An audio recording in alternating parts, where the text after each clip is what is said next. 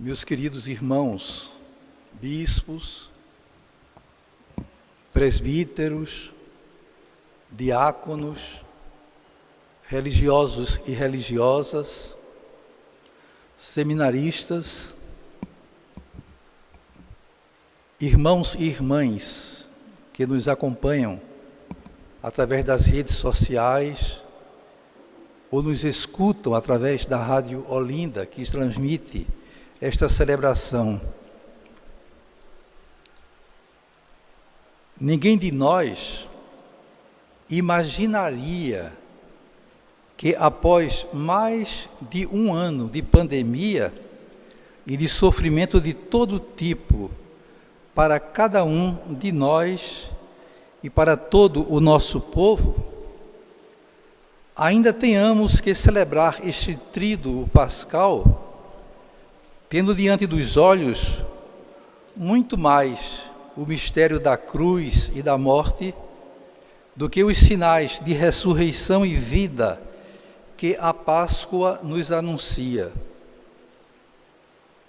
Por mais contraditório que pareça, esta missa do Crisma, em que somos obrigados a cumprir restrições, com a presença física apenas de representantes do clero, dos religiosos e dos fiéis, seja vista como sinal de amor e respeito à vida. Ela vem nos convocar a nos manter de pé, em atitude de vigilância amorosa e confiante espera.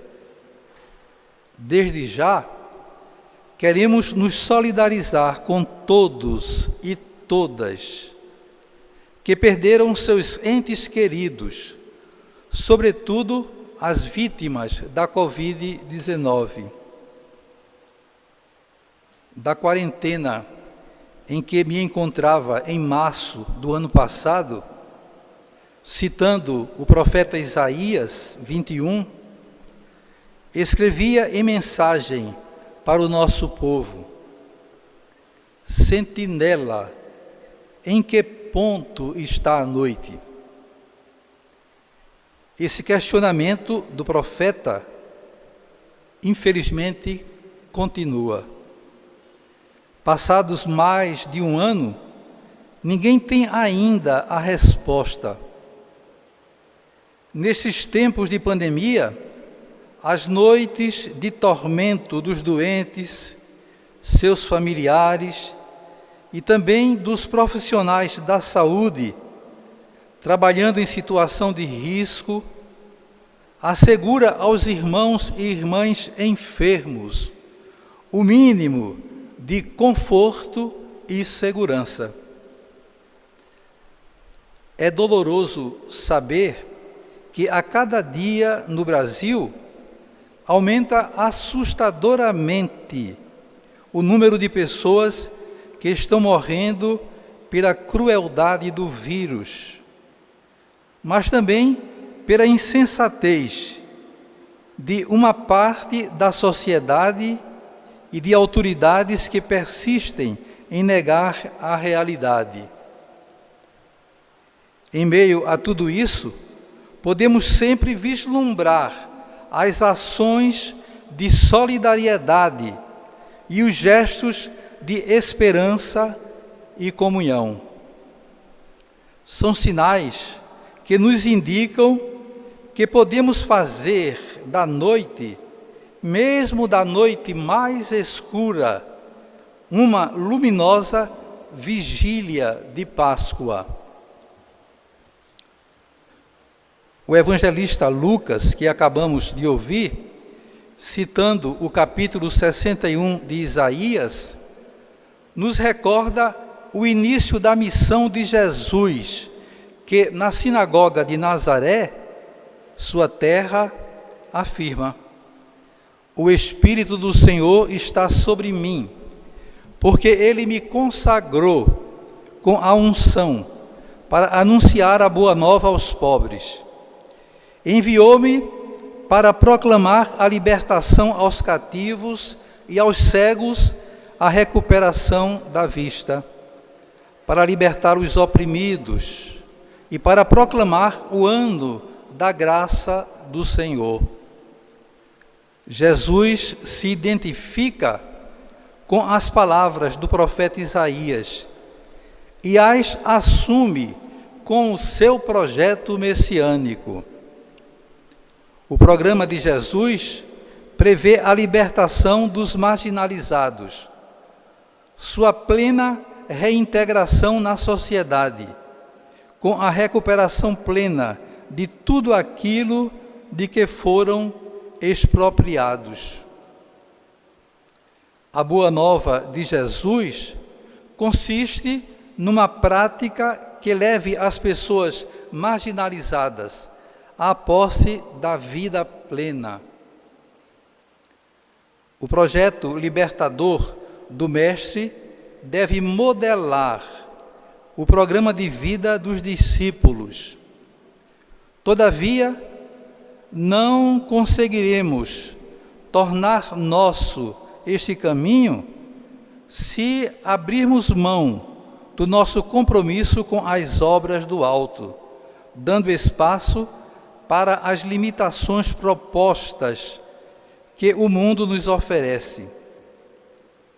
Na condição de diáconos, presbíteros e bispos, como escolhidos e enviados para colaborar mais intimamente com a missão de Jesus, devemos estar sempre dispostos a renovar nosso propósito de modelar nossa vida a partir da palavra e do testemunho daquele que nos chamou e que segue à nossa frente, apontando-nos o rumo a seguir.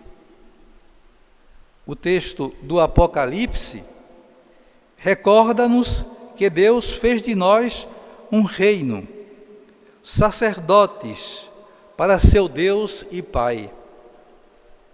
A comunidade cristã é a força positiva que, junto com o Cordeiro, vence os poderes opressores que se instalam na história.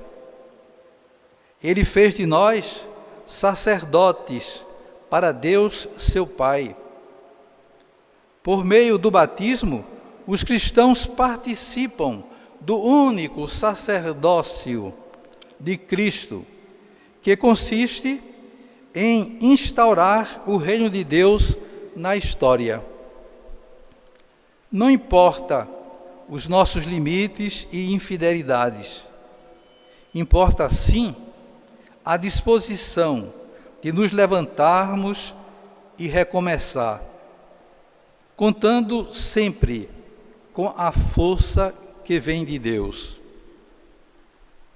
Que nosso sim às respostas da renovação das promessas sacerdotais que faremos logo mais, não seja vazia, mas parta do mais íntimo dos nossos corações e nos recorde o momento solene em que, na ordenação, fomos questionados pelo bispo e respondemos com convicção e alegria: prometo. É sempre oportuno recordar o que prometemos solenemente naquela ocasião memorável. Desempenhar sempre a missão de sacerdotes como fiéis colaboradores da ordem episcopal, apacentando o rebanho do Senhor, sob a direção do Espírito Santo. Exercer o ministério da palavra, proclamando o Evangelho e ensinando a fé católica. Celebrar com devoção e fidelidade o ministério de Cristo, sobretudo o sacrifício eucarístico. Ser fiéis à oração, especialmente à liturgia das horas, em comunhão com toda a Igreja, unir-nos cada vez mais ao Cristo, que se entregou ao Pai por nós. E, finalmente, respeito e obediência ao bispo diocesano e seus sucessores. Em tempo tão difícil como o que atravessamos, somos chamados a viver essa experiência na dor e na solidariedade, sem perder a esperança. Neste dia em que Jesus Cristo instituiu a Santa Eucaristia e o sacerdócio ministerial, agradeçamos a Deus pela nossa escolha, apesar de tantas infidelidades, e renovemos o nosso propósito de seguir sempre os passos do bom pastor. Todo o planeta, especialmente o nosso país, protagonista mundial nos casos de contaminações e mortes, está mergulhado em uma crise sem precedente, acarretando desemprego, subemprego, violência, fome, enfermidade física e psicológica. Assim sendo, somos desafiados a sermos padres e diáconos, servidores e profetas, capazes de animar e consolar o nosso povo, para que ninguém se entristeça demasiadamente e perca a confiança em Deus. Vivemos uma prolongada crise ética, econômica e política. Enfim, uma crise social e religiosa que traz sofrimento e demasiada perturbação para a nossa gente. O povo brasileiro continua extremamente dividido e ainda se percebe uma onda de intolerância e dificuldade de diálogo. Nós, ministros de Deus, precisamos ajudar nesse campo, não somente pelo testemunho de unidade, mas colaborando por restabelecer um clima de fraternidade e paz. O conceito de sacerdócio implica o de consagração, cujo sinal exterior é a unção com o óleo santo. Por isso, a Igreja continua a consagrar o óleo que servirá para assinalar a fronte dos seus filhos e filhas. Conforme a tradição, nesta missa, consagraremos o Santo Crisma para significar o dom do Espírito Santo no batismo, na confirmação e na ordem. Abençoaremos também o óleo para os catecúmenos e os enfermos, sinais da força que liberta do mal e sustenta na provação da doença. Estes santos óleos distribuídos para todas as nossas paróquias e comunidades, utilizados até a Páscoa do próximo ano, seja apresentado à comunidade paroquial na celebração da Ceia do Senhor, como sinal de unidade e fonte de bênçãos para todos os que com eles forem ungidos.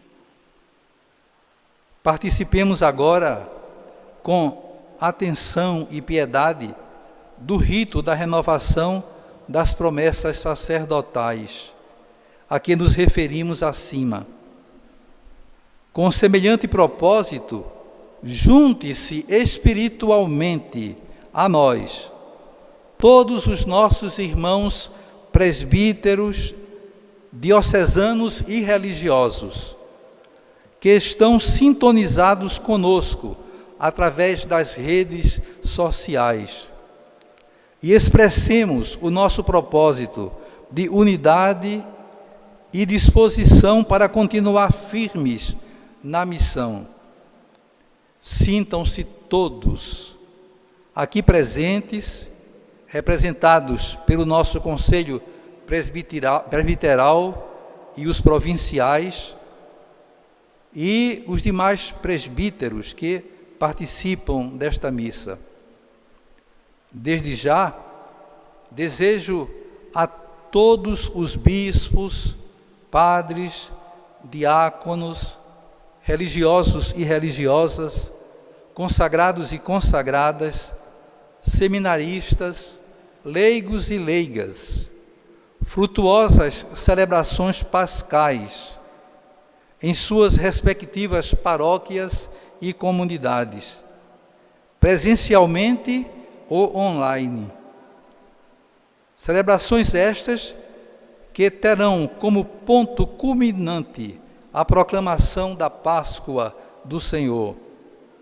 Que a ressurreição de Jesus, sua vitória sobre a morte, nos sirva de sinal de esperança, na certeza de que dias melhores virão e logo mais essa pandemia passará para a história. Amém.